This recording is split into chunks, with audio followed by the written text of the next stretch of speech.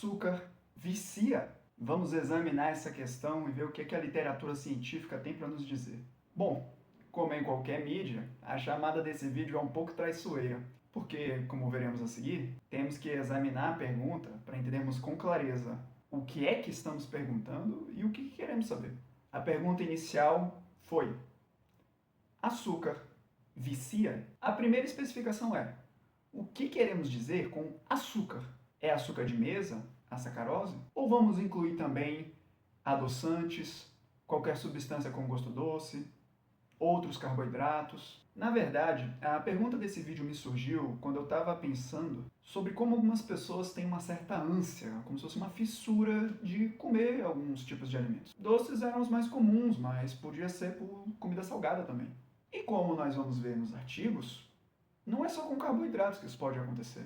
Então, nesse vídeo, vamos considerar tanto o açúcar de mesa, sacarose, frutose, outros carboidratos refinados, adoçantes, produtos com açúcar adicionado e produtos com um gosto muito prazeroso e intenso, que a gente chama de hiperpalatáveis. Como na maioria das vezes os alimentos desse grupo são altamente industrializados e refinados, eu vou me referir a esse grupo como produtos ao longo dessa aula. Quando eu me referir a açúcar, eu vou estar falando do açúcar de mesa, a sacarose. Segunda coisa que temos que especificar. Na pergunta açúcar vicia, o que é que nós queremos dizer com a parte de vicia? Bom, novamente, quando eu estava pensando sobre como algumas pessoas sentem desejos muito intensos por algumas comidas, e que elas às vezes até podiam se sentir mal enquanto não a comiam. Então essa analogia com vício, como que acontece com uma droga de abuso, ela acaba meio que vindo naturalmente.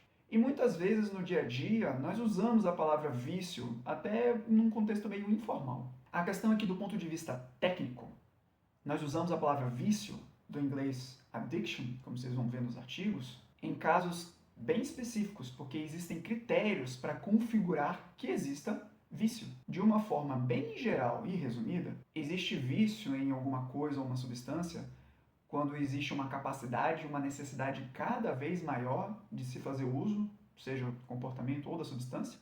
Nós chamamos isso de tolerância. Quando ocorrem efeitos negativos com a diminuição ou retirada desse uso, chamamos isso de abstinência. Se ocorre uma vontade, um desejo muito intenso de fazer o uso, que às vezes nós chamamos de fissura, e quando a pessoa tem dificuldade ou é incapaz de diminuir ou parar o uso, o comportamento, mesmo com os efeitos prejudiciais que acontecem. E já adiantando, no caso particular da comida, até na literatura científica, é meio confuso de se determinar se ocorre ou não vício em alimentação.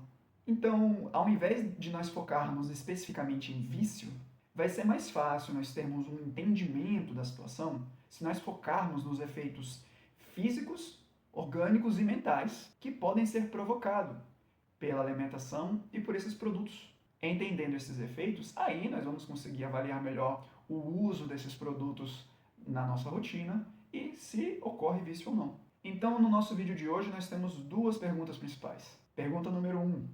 Quais são os efeitos biológicos e mentais que aqueles produtos podem causar nos indivíduos? Segundo, será que pode ocorrer vício com alimentos ou com esses produtos? Vamos começar com a primeira questão sobre os efeitos biológicos e mentais. Bom, nos seres vivos, a alimentação tem papéis tanto de garantir energia e nutrientes, como também ela tem um aspecto comportamental e emocional. Então existem vários mecanismos que regulam a alimentação.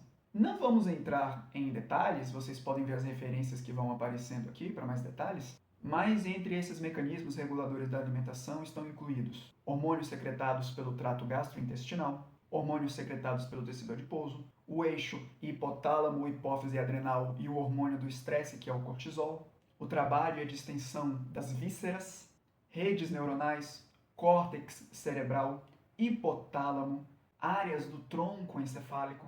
E todas essas coisas participam da regulação da alimentação, tanto do ponto de vista energético-nutricional, quanto também do ponto de vista comportamental. E esses agentes eles podem ser afetados, dependendo do que o indivíduo ingere, e de como está a sua saúde física e mental. Então agora vamos comentar de alguns dos pontos principais que a literatura científica traz para a gente sobre essa primeira parte dos assuntos biológicos e mentais. Então, primeiro ponto: produtos como açúcar, frutose, bebidas e produtos com açúcar adicionado, com um teor calórico muito pesado e produtos hiperpalatáveis são capazes de estimular sistemas de recompensa, ativar a liberação de opioides endógenos, como as endorfinas, e modificar a atividade de vários sistemas neuroendócrinos que regulam o comportamento e as emoções. Assim, o consumo desses produtos pode reduzir o sentimento de estresse, porque acaba diminuindo a secreção do cortisol, e pode provocar prazer e bem-estar. Nós chamamos isso de efeito hedônico. E esse efeito hedônico, do prazer, do bem-estar, da sensação, ele pode se tornar o principal regulador da alimentação, incluindo se sobrepondo aos mecanismos que são focados na parte de equilíbrio energético e nutricional. Ponto número 2. O efeito desses produtos nessas várias estruturas e sistemas hormonais que nós comentamos pode levar a piora de sintomas de ansiedade, de sintomas depressivos, de estresse emocional, da memória e da atenção, de impulsividade e predispor o indivíduo a desenvolver ou piorar outras questões ou distúrbios psiquiátricos. Da mesma forma, indivíduos em estados emocionais desagradáveis como ansiedade, depressão, estresse, muita impulsividade, que fazem abuso de alguma droga, têm uma tendência a um maior consumo e a um consumo exagerado de produtos desse perfil. Principalmente por causa daquele efeito hedônico de uma redução da percepção de estresse e de uma sensação de prazer e bem-estar no momento do ato. Então, na hora da ingestão desse produto, existe esse efeito de melhora do bem-estar, de uma sensação de prazer, de uma redução do estresse. Porém, num contraponto, num prazo maior, o efeito é prejudicial. Próximo ponto. O consumo de produtos desse perfil pode levar a efeitos prejudiciais como inflamação crônica, estresse oxidativo, resistência à insulina, disfunção mitocondrial, alteração das microbiotas, principalmente a do trato gastrointestinal, entre outros mecanismos que estão presentes na maioria das doenças crônicas, que incluem as doenças cardiovasculares, psiquiátricas, neurodegenerativas, autoimunes, câncer, entre outras. Próximo ponto. O consumo desses produtos pode facilitar a ocorrência de sobrepeso, obesidade e diabetes mellitus. E pessoas que têm essas condições também estão mais propensas a ter os efeitos psicoativos do consumo desses produtos. E por fim, o consumo exagerado desses produtos durante a gestação aumenta o risco da criança ter problemas no desenvolvimento. E o consumo exagerado desses produtos na infância aumenta o risco de distúrbios neuropsicológicos na adolescência e na idade adulta. E também é comum as gestantes terem um desejo aumentado por alimentos desse tipo durante a gravidez. Bom, essa foi a primeira parte dos efeitos físicos e mentais. Agora nós vamos examinar a segunda pergunta, que é: será que esses produtos podem causar vício? Bom, a primeira coisa que nós temos que colocar é que, formalmente falando, vício em alimentação não existe como uma doença psiquiátrica formalmente reconhecida. Contudo, as evidências científicas que apontam nesse sentido, ou que apontam que pode estar acontecendo algo que, apesar de não ser exatamente vício, é muito semelhante, vem se avolumando. Se nós compararmos os efeitos bioquímicos e comportamentais desses produtos, principalmente os doces, e drogas de abuso, como nicotina, álcool, cocaína, os pontos principais que a literatura científica traz para a gente são os seguintes. Primeiro ponto: apesar de drogas de abuso ser um grupo de substâncias muito variados, com comportamentos bioquímicos específicos para cada um, existem muitas semelhanças entre os efeitos bioquímicos do consumo desses produtos e de várias drogas de abuso. Algumas pesquisas colocam que, de fato, a maior parte das pessoas que consome esses produtos consome por prazer e consegue fazer isso com moderação, aparentemente. Segundo ponto: esses produtos podem interferir nos sistemas de motivação e de recompensa. Em animais, já se demonstrou que esse efeito pode fazer com que o aspecto do comportamento e do prazer acabe se tornando o dominante na regulação da alimentação, superando o controle baseado em equilíbrio nutricional e energético. Então, obter o nutriente não se torna mais o principal regulador da alimentação. Terceiro ponto, produtos desse tipo podem fazer um aprendizado por associação entre o ato de comer aquele produto e ter a sensação de prazer, bem-estar, alívio do estresse. Isso é um efeito, um aprendizado comportamental.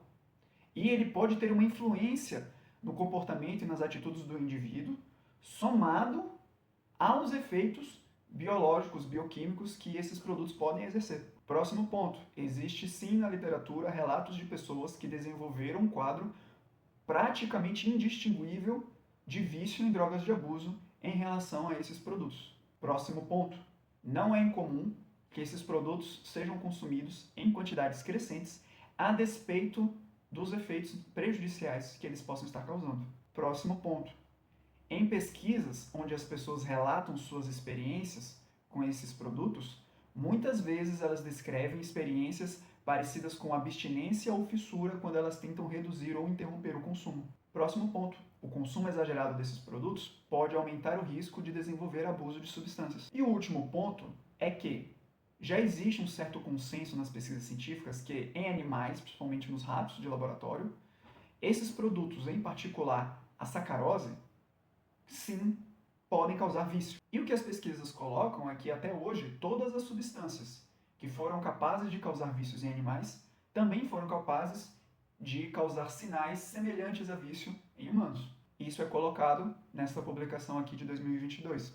Agora que a gente viu o que a literatura disse a respeito, eu vou dar minha opinião baseada no que eu li e com um pouco também do meu viés de experiência pessoal. Para a maioria das coisas na vida, perguntar se algo é bom ou ruim é muito raso. A gente tem que saber o efeito da substância, quem está fazendo uso, quando, como, em que quantidade. Por isso que as frases da aula usavam verbos como podem causar, pode favorecer. Assim como uma droga, um medicamento, o resultado também pode mudar dependendo do momento, de como a pessoa está metabolicamente e mentalmente, da quantidade de qual você faz uso. Então, observe o que você come.